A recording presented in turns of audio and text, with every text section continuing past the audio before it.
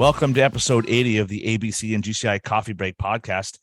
I am not Allison Jackson. I am Mike Maloney because Allison Jackson, my marvelous co-host, is on vacation this month. So I'm going to do the best I can to fill in for her. So episode 80, can you believe it? 80 episodes. And we're excited to have a couple of brand new sponsors this month. So our presenting sponsor is going to be Plumb House, and John Anderson was kind enough to sponsor us for this month. And Plumb House is a full-service, open-shop general contractor specializing in wood frame and cast-in-place multifamily housing projects throughout Massachusetts and Connecticut. Since 1973, Plumb House has worked with the military, municipal, private, and non-profit owners to put over 20,000 apartment units on the market.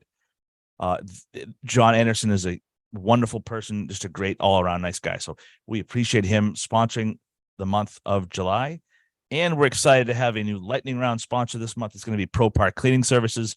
They are a family-owned business with over 15 years experience in the cleaning industry and servicing the Merrimack Valley, Massachusetts, Boston, Mass, and Rockingham County in New Hampshire. At ProPar, they are committed to exceeding your expectations and understand that every space is unique, tailoring cleaning services to meet the client's specific needs. From offices and commercial spaces to residential properties, ProPar has the knowledge, skills, and attention to detail necessary to deliver exceptional results. If you want to learn more about ProPar, you can go to proparcleaning.com or reach out to the folks at proparcleaning@gmail.com. So it's an exciting time. You know, it's summertime. The 4th of July just went by. How was your 4th? Ooh, my fourth was awesome. So we went camping with my family, first time for my nephew. So that was fun. Despite the rain, we had a great time. It was a good weekend. How about yours? Yeah, same here. Low key. Weather was kind of yucky. Kind of stayed in, right? Had a little cookout on Tuesday. Low key, nothing crazy. A little clam bake, but it was fantastic. And keeping in the spirit of 4th of July and eating, Joey Chestnut is in the news. And I asked Caleb before we hit record, who do you think Joey Chestnut? What does he do you think? He cooks chestnuts. I don't know. Cracks chestnuts. He is actually world champion and Guinness Book record holder for eating the most hot dogs in 10 minutes. How many hot dogs do you think his record is? Oh my gosh, in 10 minutes? Let's see. 120. No, that's a good guess, but it's like 70 something. He ate 76 hot dogs and buns too. Buns and hot dogs. 76 in 2021 stands at the highest total in a single contest. People in the betting world were going crazy. They were over under 72. He won this year by putting back 62 hot dogs in 10 minutes. His closest competitor was Jeffrey Esper, which is from Massachusetts, who finished with 49. Oh my pancakes. That is crazy. So my question to the Pod Squad this week is, if there was a eating contest, what would you eat, do you think? And what do you think you could throw the most down, do you think? Ooh, for me, I would probably go with watermelon or fruit, a type of fruit. And I can. How many pounds of watermelon do you think you could eat? I mean, it's water. It retains a lot of water. So I don't 10 know. pounds? I mean, Probably 5. You'd have to eat the rind. Could you eat the rind too? Oh, no. Oh, gosh, no. Oh. I couldn't. That would taste disgusting. I mean, it probably has a bunch of nutrients, but. I've eaten the rind before and it's pretty tasty. Really? All right. So watermelon, there are people talking on the radio. Some people eat, I don't know, pizza maybe. I could probably eat. I bet you I could put back 2.5 pies, maybe just pizza. Oh, wow. 2.5. I mean, that's by not knowing the record, but some of these guys, are athletes, but that's the wacky news. So if there's a watermelon eating contest, she's there. I'm going to there. Pizza. This week on the podcast, we have a gentleman by the name of Derek Cameron. And who Derek Cameron is he is the owner of a company called 3805 Productions. They are a full service, full business, full media company with a drone business. And he realized early on in his career that he wanted to do everything he could to help support the trades and the blue collar community. And he's also a co-host of a podcast, much like this one, Inside the Trades. And they seek to find the answers on closing the talent gap and making the skilled trades an attractive destination for the next generation. All right, so let's hear from Derek. Welcome to the podcast, my friend Derek Cameron. He is the owner of 3805 Productions and the co-host of Inside the Trades podcast. And I'm honored to have him on because a lot of what he's doing is what we're doing here at the Coffee Break podcast. Welcome to the podcast, Derek. Mike, thanks for having me on today. And before I kick into this too, what is the wacky news story that you guys are covering, or has that not been devised yet? That's a fantastic question. It has not been devised yet. Sometimes I find that and I keep it a secret from my co-hosts, so we I don't won't have a bury the chance to lead then. think about it. We try to find some wacky news topic to cover this week. I don't know. We talked about the submarine. We talked about if you've heard some ones. Well, a real big hit was the aliens conspiracy.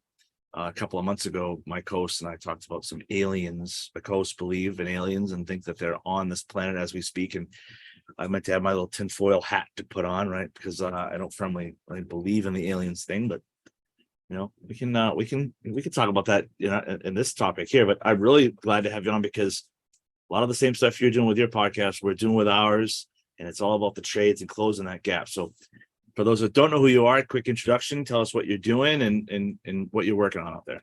Sure. I started 3805 Productions back in actually a week before the pandemic in 2020. So really auspicious start. I actually started out flying drones. I got my license back in 2019, and I wanted to start a business that was real estate or construction progression focused. And that took a really hard turn in the pandemic. So I ended up doing a lot more ground photography and getting more involved in doing, I wouldn't say portrait work, but I was doing a lot of commercial work with some folks in my town. I'm from North Attleboro, and started weaving that together, and then started doing more video. And then just through that, having some opportunities in the construction side, I found myself just gravitating towards getting photos of the people that are working on the crew. So you get your shot of the site, you get your shots of and footage of what the progression's looking like in the work. And then I just started becoming more and more interested in getting shots of the crew, whether they're just having lunch or just in the middle of doing something really cool. So that just stuck in the back of my head. And then about 2 years ago, I connected with my co-host, Matt Consigli, and he was looking to take his business Foundry and create more of a marketing for small businesses. And then I was doing my thing with 3805 Productions, and we were like, you know what, why don't we join forces here? Because I think we can really serve a good business community. And then through our conversations, it made more and more sense on the construction or just on the blue collar side. So that's really the genesis point of a lot of what we're currently doing, or I'm currently doing, and then what we're doing with our show. But through that, Inside the Trades came out of that. And it was initially for us to be able to help provide insights or just coaching for small businesses in the trades, helping their businesses run better. And then a few episodes in, it became apparent that the talent piece of this just kept coming up and coming up. So we were really out of the blue. We were invited down to Skills USA last year from Front Door, who is one of their major partners. And we were like, first of all, we're like, wait a minute, what's Skills USA? Right. That was we quickly got an education in that. And I went from zero to super fan, like in moments. Yep. So we went down to Skills USA, and it was just eye-opening. It was like, complete mission shift. We're going completely on the talent side. The podcast is going to be entirely about the talent side and trying to close that talent gap. So through that, it just became more and more of our focus. And like everybody, as I'm sure you're finding out throughout the course of your podcast too, is you're starting to evolve, you're starting to figure out what niche you're falling in. And as I've gone along more and more, rather than just start hitting on the usual beats of college isn't for everyone, there's a lot of money in the skilled trades, nobody wants to work anymore, really wanted to dive into a lot of the intersection points that can help unearth, expose, and hopefully find some solutions to where these log jams or deltas are within the talent pipeline piece of that. And through that, we've had some amazing guests and some amazing conversations, yourself included. And we're just trying to keep hammering at that and finding more and more of these solutions and then bringing them to light and then building up a community to be able to help find more answers in a more express fashion and get more people out there figuring out what they can do in their own backyard to help close the talent gap and get more and more people in the trades. What did you find the most interesting about the Skills USA piece? Because I myself went to this past one this couple of months ago, right? And I'd never seen it before, and I was like you said, I was in love. I'm in. I want to be involved. What do I got to do? It was awesome. What were some of the biggest takeaways from Skills USA for yourself? I mean, it's the skilled trades Olympics. I mean, Yeah. that's the thing that Matt and I kept saying it over and over, and we brought it up in the conversations in some of the show episodes. We actually, Shelly Travis, the executive director for Skills USA, was one of our guests, and we're just blown away at the amount of organizing and how efficiently a 40,000 person, 40,000. I mean, if you've never been to the Georgia World Conference Center, it is like taking 3 airplane hangars or 3 10 by, 10 airplane hangar size facilities, and then filling them up with every element of the trades you can think of, running that for a week like clockwork and hosting multiple competitions and running people in and out of every. I mean, the logistics and the organization behind that is just second to none. So that was the first thing that jumped out. But then you start looking at just the love and the passion that you see in the kids. I mean, the pin trading and them walking out in their red jackets and the amazing uniforms. I mean, just everything about it is like, you go through episodes and you're just like despondent. You're like, you read plenty of articles of, no one wants to work. There's a huge trades gap. Mike Rose talking about, 10 million men of working age dropping out of the workforce because they're disenchanted, and you really get down on it.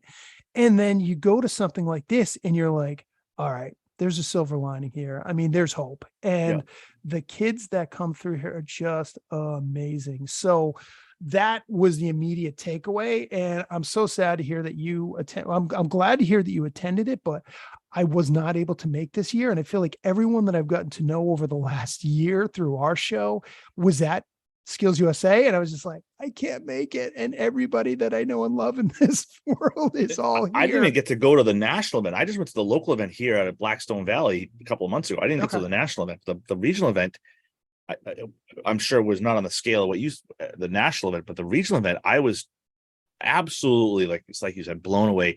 Just the organization of this is just the local level, right? Yeah. Now on the ABC side for us, we have a regional event in November. You'll have to come out and check out. But we take, some of our students and that compete, and it's very small scale compared to something of that size.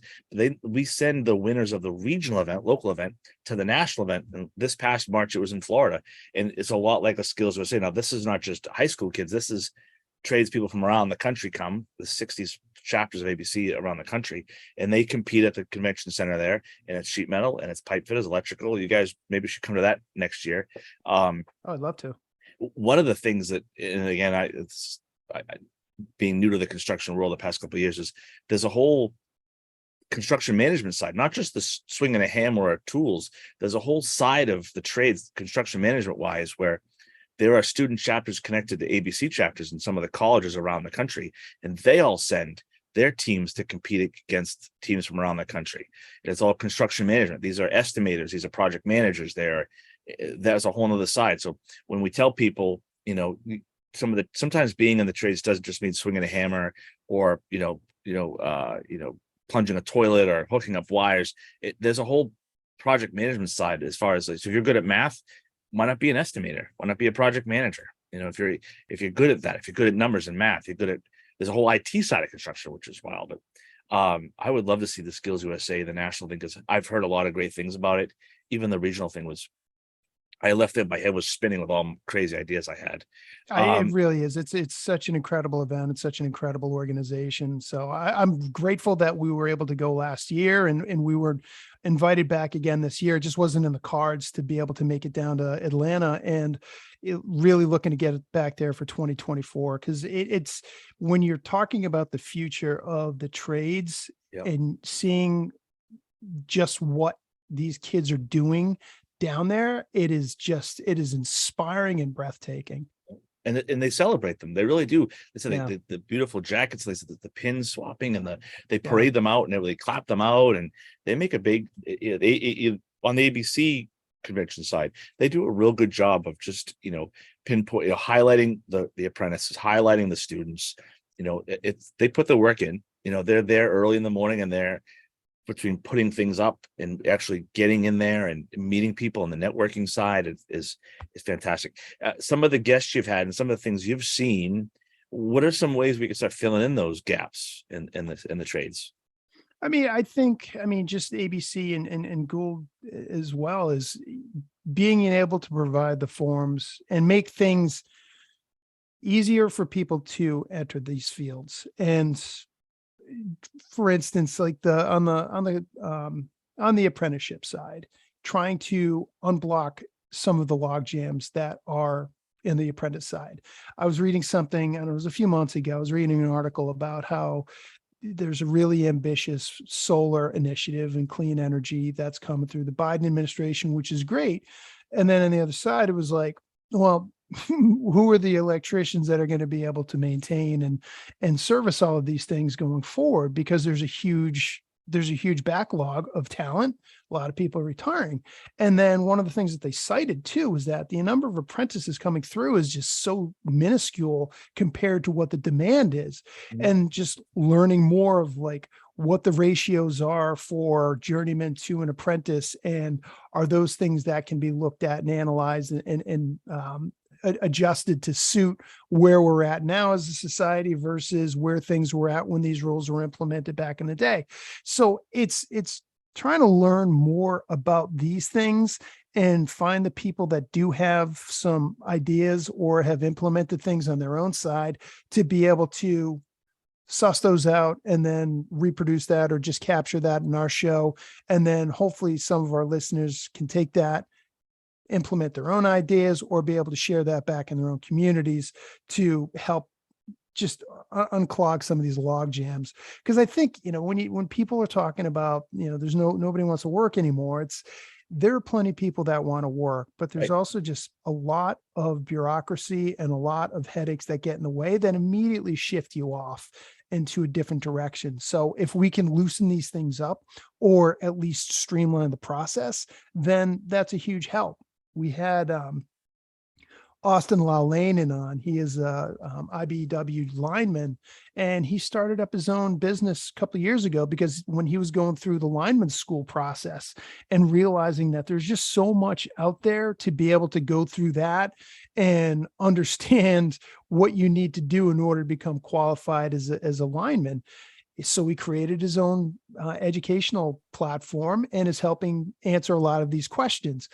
People like Austin, like replicating that and bringing those things to scale so we can have these things at the ready and then share them across the communities, vocational schools or high schools, or even like guidance programs on the national level, share it with, college career on the national level. I mean, NACE has educational outlets everywhere, and being able to plug that into them and just having somebody there that has skilled trades understanding and is knowledgeable of that and being able to impart this information. These are little things that don't really seem like much, but they go a long way in helping us get where we need to be. And we've seen an increase just here at the school the past couple of months, I guess, where some non-vocational high school guidance counselors will call us and say, would you mind coming out and speaking to the students? Because the guidance counselors don't know what's out there and they don't know what to tell the students, right? Maybe maybe they're in high school and they think they're going to go to college, but they don't want to go to college because they hear about the debt that they incur. So the guidance counselor is like, well, I don't know what to tell them. So would you guys come out? So we've made plans to come out, some of the staff here at the school, the president, the education director here, to go out to the local non-vocational schools and talk to some of these students about what their options are, whether it be, you can go to school and go to the Gould Construction Institute, for example, and work towards your education, let's say, to be an electrician or a pipe fitter or whatever. And then once you get the education under your belt, you kind of know what to expect with. Then you can go and get the job. And there's plenty of work out there. People are always looking for qualified people. And like I said, if maybe like swinging a hammer is not your thing, but you're great at math, and you attend a school somewhere that become a construction management program, that's some of the best in the country in Massachusetts, and you enter a job going that way. There's lots of members looking for estimators, project managers, construction managers, supervisors, all that type of stuff. So to get in there and get your feet wet and learn a little bit about it, I feel like you said, going after the guidance counselors. We talked about it before we started recording this. We always focus on the high school people. Maybe we got to go further back, and you got to go with the 8th graders, and really, Mike Rowe is a huge proponent of that, saying, No, I mean, I'm all for bringing it into the elementary school. I mean, there's ways that you can scaffold these things in, and it doesn't have to be putting a wood shop in an elementary school. I mean, you can implement a lot of these principles, just implementing just basic tools and having some sort of educational tie-in with that. Reading a tape measure. I mean, just something as basic as that. I mean, there's a sponsor out there that would love to send 1 million tape measures to an elementary school, and just having kids measure things, or just taking PVC pipe and fitting them together and making a rudimentary mouse trap. You've got your entire Rube Goldberg operation that you could, and none of that requires, going up with dangerous equipment or seemingly dangerous equipment. I mean, you can scale these things in, and then you just tie some stories into that. I mean, you had Molly Elkman on, as did we, and she's got a great platform with the house that she built in slipping the love of learning and the trades in for young girls, and building these pathways in for them to look at this life and saying, okay, I can do this. And then she's building a lot of the educational programming into that for school systems, so they can take these things and run with it too. So go younger, just go younger. And then, so many, and my kids included, play Minecraft or play Roblox or play those games where they've got to build things. And there's so many things out there. And we were talking to even Paige Plumber was talking to us about it. Like when she was a little kid, they had, Handy Manny, and they had Bob the Builder. There's no one like that anymore to get the young kids excited about construction. There's just nothing like that out there anymore. So, if Molly Elkman can get their book into people's hands at a younger age and let them get curious about swinging a hammer or driving a dump truck or, wiring a house, I think that would be great. And like I said, as more of these skilled trades guys are retiring and they're not passing the knowledge on to people, there's less people to get excited. And, no one really knows what the options are. Like you said, some people think getting high school, the only option I have is go to school, go to college, and, they go to school with a degree they don't really like or know, and then get to pay this huge college debt when they could have been, helping build things and build buildings and put things together. So, what about some advice for someone looking to get into the trades? What is some advice you give them? Where do you think they should start? I mean, depends on what direction you want to go. I mean, if you want to if you want to get in the electrical field, talk with an electrician. I mean, it's really not that hard. I mean, any of these professionals are going to give you a bit of advice, or no, I shouldn't say a bit of advice. They will sit you down for hours at a time and tell you absolutely everything they know, if this is something that you're mildly curious about, which is great because it shows that they've got a love for what they're doing and a love for their craft, that they're willing to impart this. I mean, how many claims adjusters are kids calling up and they're like, you know what, I'm going to sit you down for hours and give you everything I know about. I mean, those are not things that roll off the tongue very easily. Right. We talk to an electrician or a welder that has been doing it for years and they love their work. I mean, those are great conversations and get the kids' minds going. I'll take it a step further though, and looking at things from a much larger perspective is, what about the space race? I mean, we've got, designs on Mars in the next 20 years and heading back to the moon, and the Artemis missions are going to be starting up in the next couple of years too. I mean, all of those missions require people to be able to work on the equipment, the launch vehicles, the space vehicles, everything that goes into the habitats, the life support systems. I mean, it all goes back to people actually fashioning and servicing these things. And that 100% depends on the trades. So if you want to talk about what advice you would have, you know what, you want to go to space? Well, there's a world of opportunity out there for you. And there are no shortage of people that you could talk to try to learn. Or let me back that one up. There are people out there that would love to talk to you. I mean, just for fact alone, where you're at, and you've got so many Gould locations across is it one location, or have you got? We've got 11 locations this Yes. fall across the state, Commonwealth of Massachusetts. So we're all over the place. So taking that example, we had Jeremy Holman on from the Commonwealth Fusion Systems last year, and they're building a fusion reactor in Lynn, and they're actually starting it in Lynn, but they're building one in Devens. And they're looking for all sorts of metal fabricators and plumbers and electricians and electrical manufacturers and metal workers to be able to help build a nuclear reactor. I mean, you want to talk about the future of technology and the future of clean energy. That's in our backyard. And they're starving for people. Yep. You don't think that Gould could have some apprentices that are, or a connection between that and light some kids' eyes up? I mean, that is just an incredible thing on its own. So when you're talking about advice or just opportunities, I mean, think big and really capture the kids' attention. And I don't, when people say this generation doesn't work, I don't know if that's necessarily true, right?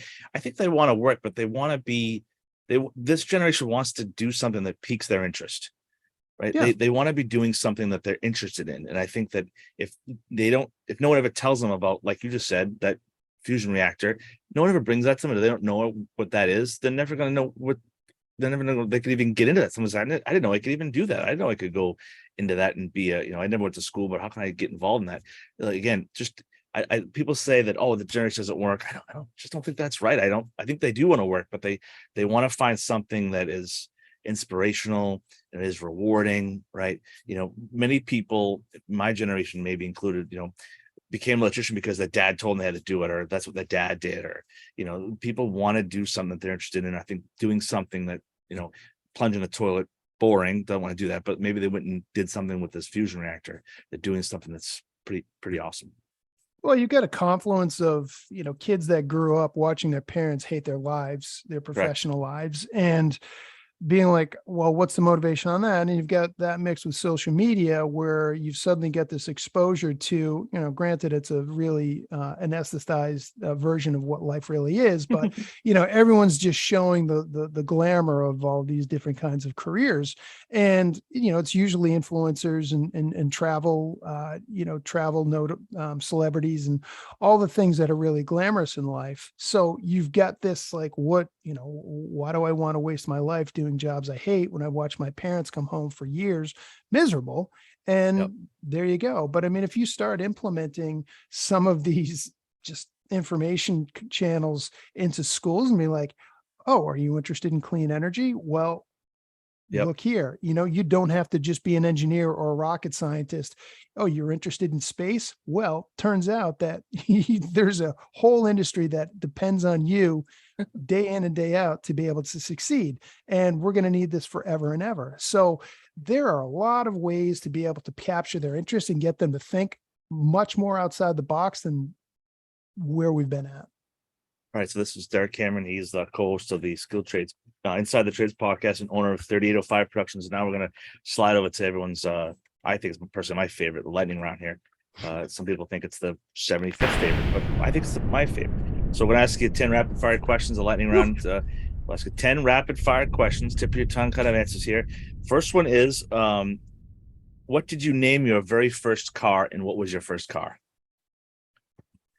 It was a 86 Renault Alliance, and it was the Pledge of Alliance. Nice. All right. And then if a movie was made of your life, what would the genre be, and who would play you in the movie? Oh my God.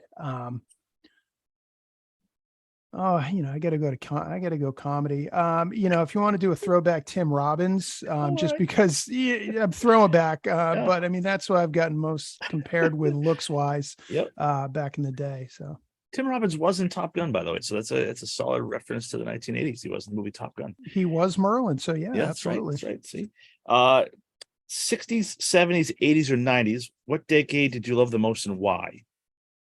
80s. I am fat part of the curve Gen X. So Yep. you name it. I grew up Red Dawn, Roadhouse, Yeah. See, I'm with you. I'm the Rocky same way. movies. Yeah, Yeah. you see my sign here. It's a little throwback to the 80s, kind of 80s vibe going on, right? Like I'm a child of the 80s.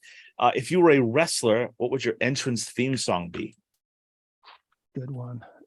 Real American was a fantastic one by Derringer. But you know what? I can't steal that one from Yep. the Hulkster. I would, you know what? Let me switch that up. Instead of wrestling, I would say my closer music, because this is ones I've been thinking about a lot. Probably "Come Together" by the Who, or All right.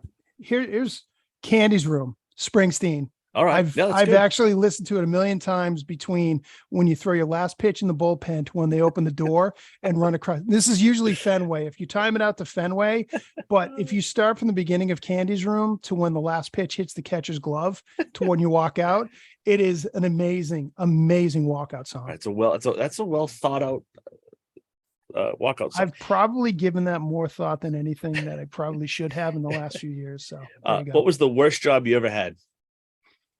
I will not mention names, but I did work for a data company back in the early 2000s, and it was about as miserable. If you ever watched the movie Office Space, it was that. It was Wow. Penetrode. Jesus. It was just, right down to the red swing line stapler and it was.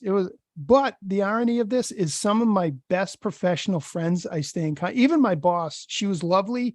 We're Facebook friends, and I probably tortured her just by being such and that was probably the impetus for me leaving the corporate world and going more towards education. And then here I am. But that was the old data company one. Favorite place of all the places you've ever traveled?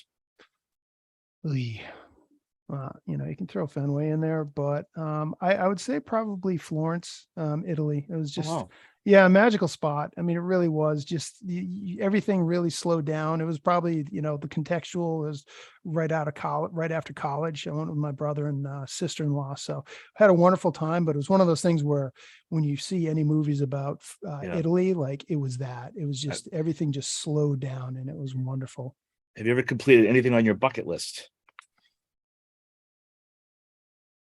Well, if I knew it was on my bucket list, I've made it to the World Series. I did go, same brother, 2013 World Series Game 4. So we got to see the closer there. But I mean, I also started my own business. I don't know if that was necessarily in the cards, but in terms of doing something, crazy in life, I guess you can scratch that one off. You can have an unlimited supply of one thing for the rest of your life. What is it? Peanut M&Ms. If you could choose any two famous people to have dinner with, who would they be and why?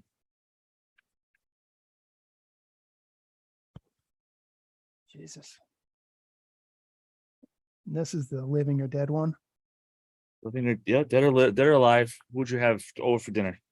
Two people. You know what? I'm going to go Affleck and Matt Damon, because those guys, their banter is just unbelievable. So, I guess I'm playing Homer here, but I'll say those guys. Have you ever heard the story where when they first got started, they shared a bank account for a long time, and it was I think they still have the bank account to this day, I believe.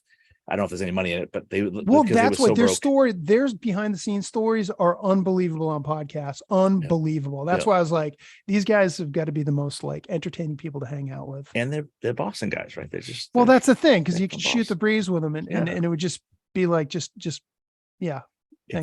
you saw that Affleck Dunkin' commercial, the Dunkin' Donuts that they're in is a commercial ad in Medford. And that was my old Dunkin' Donuts when I worked for Dunkin' Donuts. The Casey Affleck one, or the Dunkin' Ben Affleck one where he's like working the drive-through. Yeah. That's a funny one. It's a great one.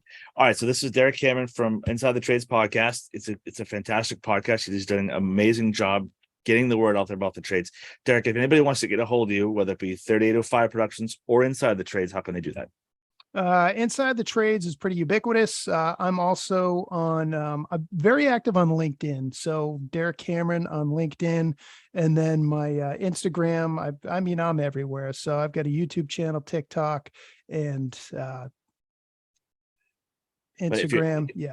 anybody's a fan of the Coffee Break podcast, please reach out to Inside the Trades podcast. They're doing some great things over there, and they believe in doing the same thing we're trying to do, and that's get people in the trades. And we hope we can help them do that. So check out their podcast. Derek, thanks for being on. Appreciate it. Hey, Mike, appreciate it. Thanks so much. Keep doing what you're doing. All right. Thank you, Derek Cameron. It's good to know that there's another podcast out there like ours. It was a pleasure speaking with you. And we have a couple of trainings coming up for the next few months. So July, we only have the Signal Certification and Basic Rigging Safety course. That's on July 22nd from 7 a.m. to 3:30 here in our Woburn office. We have continuing education for plumbers and gas fitters session. So that's that 15-hour CE course. That is on August 17th, also in our Woburn office from 3 p.m. to 9 p.m. And then we also have a first aid CPR coming up in August. That's on the 29th from 5 p.m. to 9 p.m. So keep a lookout for all of those trainings that are coming up. You can sign up right on our website. Mike, it's everybody's favorite time, right? The favorite part of the podcast. What do you have for us? Now, the news. Not much going on in the news. You know, it's a quiet week in the news, summertime, people on vacation, but we're just going to repeat again. The 2023 Excellence in Construction Awards applications are open. If you have a project, it doesn't have to necessarily be in Massachusetts or in the area, but you can you can submit your application today. The submission deadline is September 5th, 2023. And if you've never been to the Excellence in Construction Awards, it's a wonderful time. It's a great event that the folks at ABC Mass put on. Last year's hosts were incredible. Some of the best hosts I've ever been around. So they did a great job last year. And then, you know, we're looking to get this Veterans Committee off the ground. If you know someone or work with someone or have someone that works for you and you want to be part of the Veterans Committee, you can reach out to me, Mike at gwgci.org.